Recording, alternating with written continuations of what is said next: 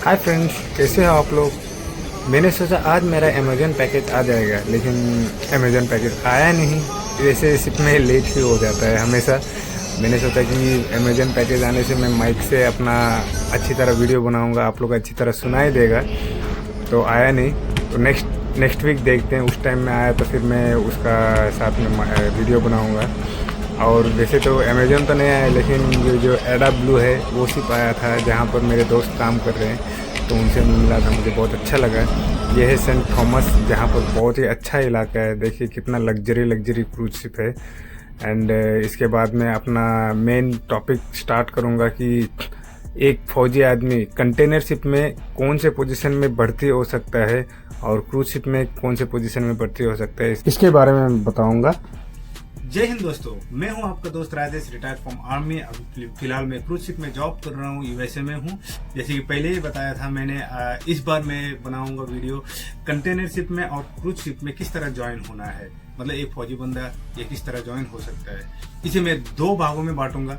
भाग नंबर 1 में होगा अपने अग्निवीर जवानों के लिए, क्योंकि अग्निवीर जवान ऐसे हैं जो कि 4 साल नौकरी करके रिटायर होते हैं और उनके पास सफिशिएंट एज रहता है कि अपने आप को बहुत ही ऊपर लेवल तक ले जा सकते हैं। उनके लिए उन्हें कुछ कोर्स करने पड़ते हैं, जो कि वो अफसर बन के कैप्टन तक बन सकते हैं। और उनकी सैलरी बहुत ही ज्यादा है, जितना कि हम सोच भी नहीं सकते, उतना ज्यादा है। आप एक बार गूगल में सर्च करके देख लीजिए कि यहाँ पर एक कैप्टन की सैलरी कितनी होती है, तो आपको खुद पता चल जाएगा। जो कि पहला जो भाग है उसमें मैं सारे अग्निवीर सिविलियन जो भी है उसमें ज्वाइन हो सकता है, चाहे वो आपके रिलेटिव से हो या फिर बच्चे हो, कोई भी हो, उसमें कोई भी जा सकते हैं। और जो दूसरा भाग होगा उसमें सिर्फ मैं जो रिटायर्ड 17 ईयर्स एंड 22 ईयर्स या 25 ईयर्स जो सर्विस करके रिटायर होते हैं उसके लिए मैं बताऊंगा। तो सबसे पहली बात, कंटेनर शिप में एक फौजी किस तरह ज्वाइन हो सकता है या कोई सिविलियन भी किस तरह ज्वाइन हो सकता है। कंटेनर शिप में ज्वाइन होने के लिए उसमें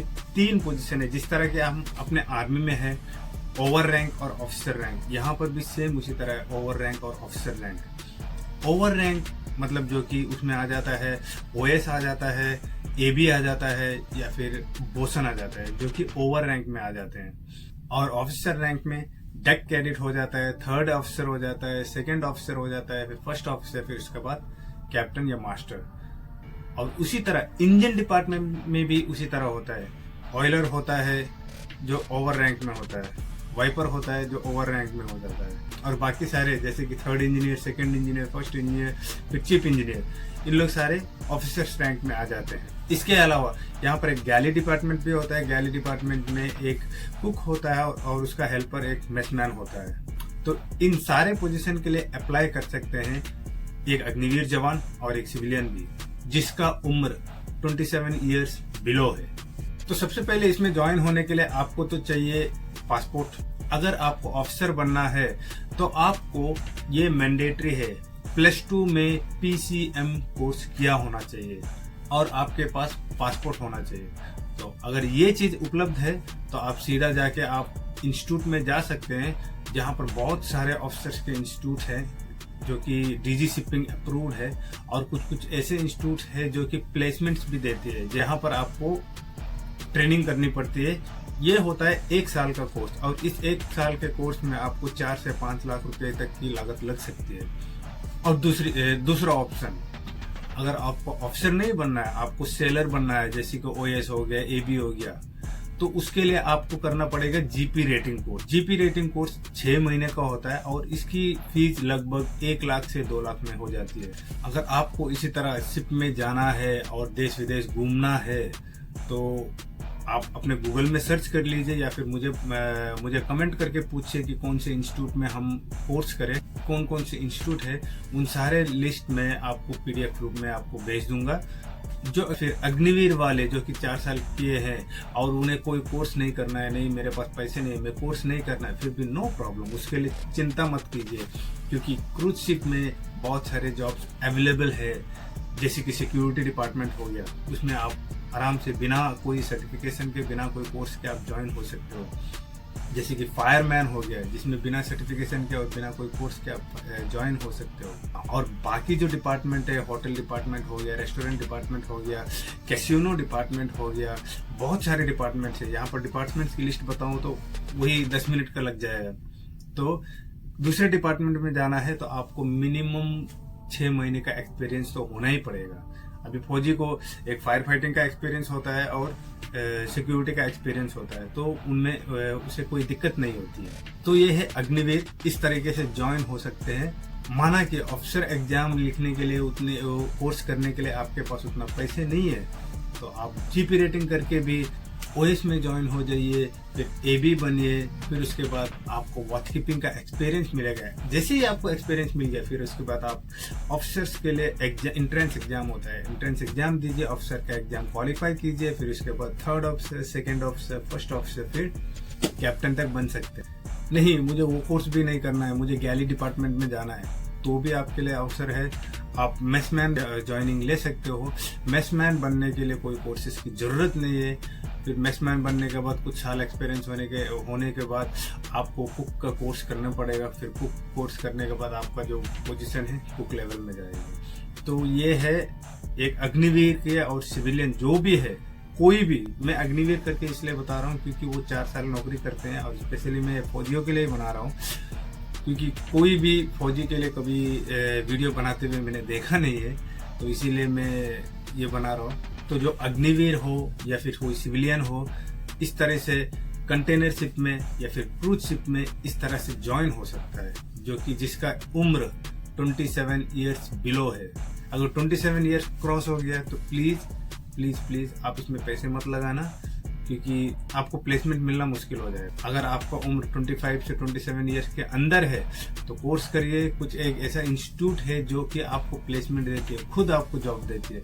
अगर इससे पहले आपने कोर्स कर दिया तो आपके पास एक्सपीरियंस रहेगा। आपको 1 साल के बाद भी ज्वाइनिंग होना है तो भी आप ज्वाइन हो सकते हो, क्योंकि आपके पास वैलिड सर्टिफिकेट से वैलिड एक्सपीरियंस है। ये हो गया कंटेनर शिप और क्रूज शिप में टेक्निकल डिपार्टमेंट। और टेक्निकल डिपार्टमेंट में क्रूज शिप में बहुत सारे ऐसे हैं, जैसे कि प्लम्बर हो गया, इलेक्ट्रिशियन हो गया, मोटरमैन हो गया, बहुत सारे इस तरह बहुत सारे पोजीशंस अवेलेबल रहते हैं, जो कि हम नॉर्मल बाहर से एक्सपीरियंस लेके क्रूज शिप में ज्वाइन हो सकते हैं टेक्निकल डिपार्टमेंट में, जैसे डेक और इंजन डिपार्टमेंट में।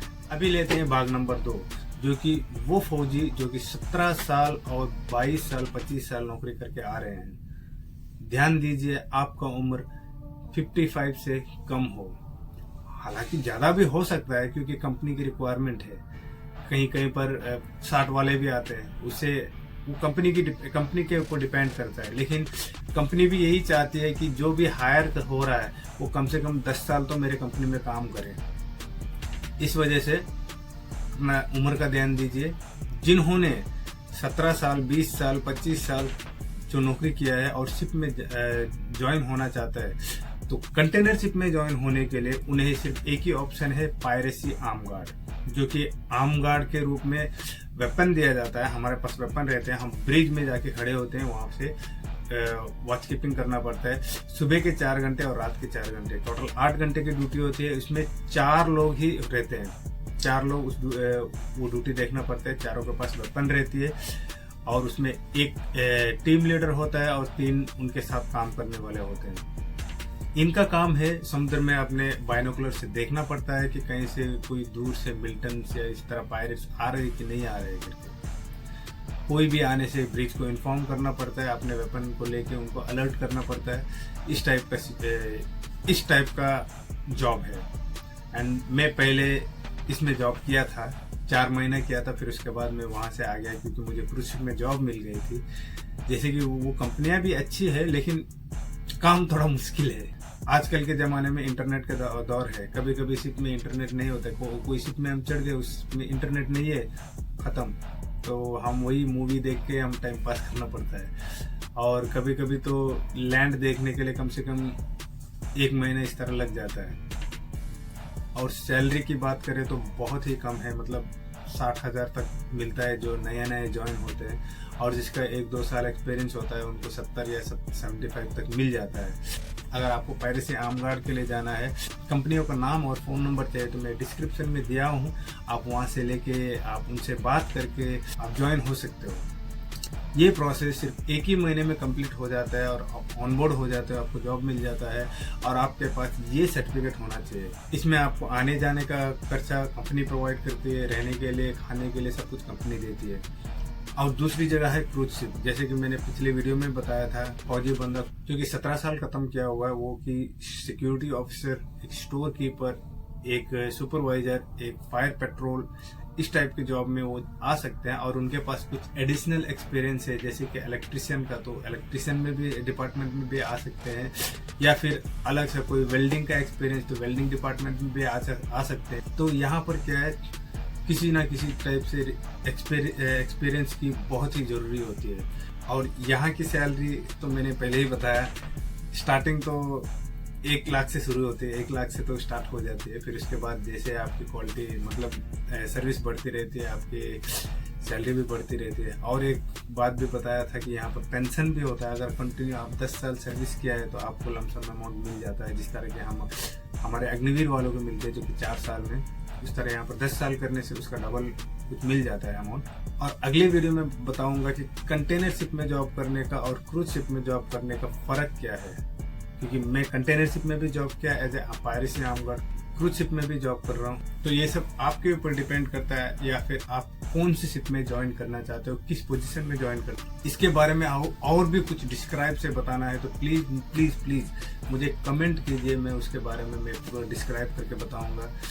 और एक फौजी बंदा ने मुझे एक बात पूछी थी, कमेंट किया था कि क्या मेडिकल कैटेगरी वाले इसमें ज्वाइन हो सकते हैं। ऑफ कोर्स मेडिकल कैटेगरी वाले भी ज्वाइन हो सकते हैं, बस एक चीज का कैटेगरी नहीं होना चाहिए, जो कि यहाँ पर बाईपास सर्जरी होता है, जो स्टंट डालते हैं हार्ट के अंदर, तो वो है। तो प्लीज आप इसके बारे में सोचना ही बंद कर दीजिए, क्योंकि यहाँ पर एक्सरे निकालते हैं, इतना कुछ करने का सब कोई फायदा नहीं होगा, क्योंकि ये मेडिकल में पकड़ा जाता है। और मेडिकल से आर्मी उतना टफ तो नहीं है, बस इतना ही है, हाँ एक कलर ब्लाइंडनेस देखते हैं, ब्लड टेस्टिंग करते हैं, अपना BMI थोड़ा मेंटेन करना पड़ता है, और उसके बाद चेस्ट का एक्सरे लेते हैं।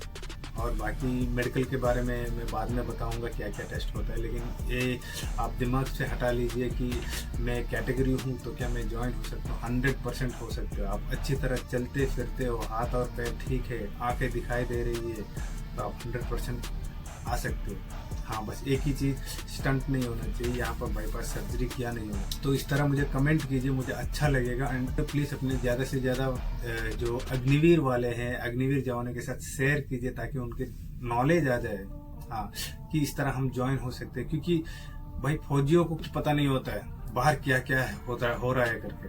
हाँ, हालांकि जो कोशिश करते हैं उन्हें हमेशा पता चलता है। मैं यहाँ पर आया हूँ तो मैं बहुत सारे यूट्यूब देख के आया हूँ, यूट्यूब के चैनल्स देख के आया हूँ, बहुत सारे वीडियोस देख के आया हूँ कि इस तरह लाइफ किस तरह होता है करके। एंड यहाँ पर आने के बाद मुझे बहुत ही मज़ा आ रहा है, सही में बहुत ही अच्छा लग रहा है। एंड मैं तो देश विदेश घूम रहा हूँ, अच्छा ही है। प्लीज़ आप अग्निवीर वालों के साथ शेयर कीजिए, और अगर आपको भी इससे कोई रिलेटेड और भी कुछ पूछताछ करनी है तो मुझे कमेंट कीजिए, मुझे अच्छा लगेगा एंड मैं उसका भी वीडियो बनाऊंगा। ओके दोस्तों, तब तक के लिए जय हिंद। और मैं नेक्स्ट वीडियो बनाऊंगा different between cruise ship and container ship. तो तब तक के लिए जय हिंद।